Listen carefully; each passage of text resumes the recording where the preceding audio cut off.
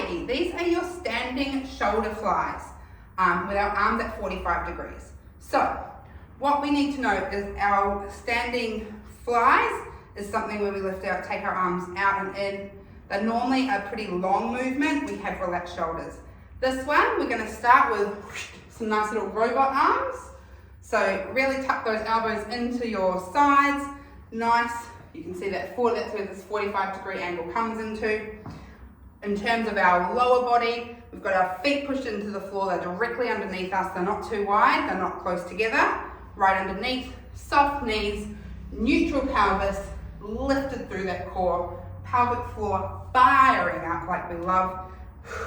Just as much as we need it. Not too much, not too little. All right. We've got our robot arms here. And then we're going to lift straight up to the side and straight down. And this is actually really great because I can actually really see, even if you watch the shadow, it kind of makes even more sense on what it looks like. I'm going to turn to the side, lifting up, lifting down. People always want to do more in this movement, but less is more here. The only thing we're moving is actually that shoulder to lift up, to lift the arm up, and to lift the arm down. Once you lock these arms into your robot position, you do not move them. It's just shoulder up and down. If there are weights, we can do it with weights. Check your program as always.